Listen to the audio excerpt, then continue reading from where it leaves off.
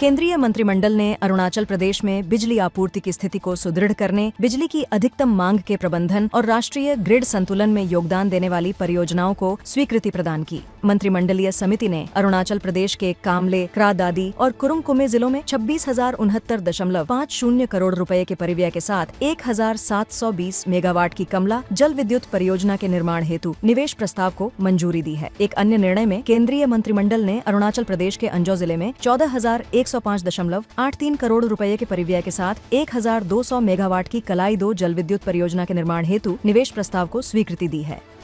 केंद्रीय मंत्रिमंडल ने उर्वरक विभाग के उस प्रस्ताव को स्वीकृति प्रदान कर दी है जिसके अंतर्गत खरीफ सीजन 2026 के लिए फॉस्फेटिक और पोटाशिक उर्वरकों पर पोषक तत्व आधारित सब्सिडी की दरें निर्धारित की गई हैं। खरीफ सीजन 2026 के लिए इस सब्सिडी हेतु लगभग 41,533.81 करोड़ रुपए की बजटीय आवश्यकता का अनुमान है। मंत्रिमंडल ने HPCL राजस्थान रिफाइनरी लिमिटेड परियोजना की लागत को 43,129 करोड़ रुपए से बढ़ाकर 79,459 करोड़ रुपए करने और हिंदुस्तान पेट्रोलियम कॉर्पोरेशन लिमिटेड द्वारा 8,962 करोड़ रुपए के अतिरिक्त इक्विटी निवेश को भी मंजूरी दी है। ये परियोजना पिछड़े क्षेत्रों के औद्योगिकरण, स्थानीय मंगला कच्चे तेल के उपयोग और भारत को रिफाइनिंग हब के रूप में स्थापित करने में सहायक होगी।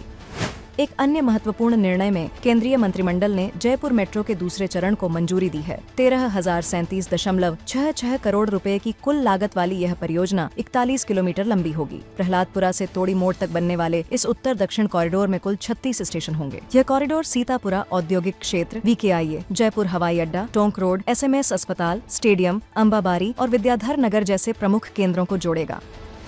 केंद्रीय कौशल विकास और उद्यमिता राज्य मंत्री जयंत चौधरी ने स्किल्स आउटकम्स फंड के निर्माण हेतु अभियान का शुभारंभ किया। इस कोष का मुख्य उद्देश्य पूरे भारत में निम्न आय वर्ग के युवाओं के लिए आकांक्षात्मक और स्थायी आजीविका के मार्ग प्रशस्त करना है। यह पहल वैश्विक स्तर पर कौशल विकास के क्षेत्र में सबसे बड़ी आउटकम्स बेस्ड फाइनेंसिंग योजना बनने की ओर अग्रसर है। यह भारत के स्किलिंग इकोसिस्टम में OBF को अपनाने को मजबूत करने में एक अहम कदम है। प्रस्तावित स्किल्स आउटकम्स फंड का संचालन कौशल विकास और उद्यमशीलता मंत्रालय के तत्वावधान में राष्ट्रीय कौशल विकास निगम द्वारा किया जाएगा। इसमें विभिन्न गैर लाभकारी और परोपकारी संस्थाओं का भी सहयोग प्राप्त होगा।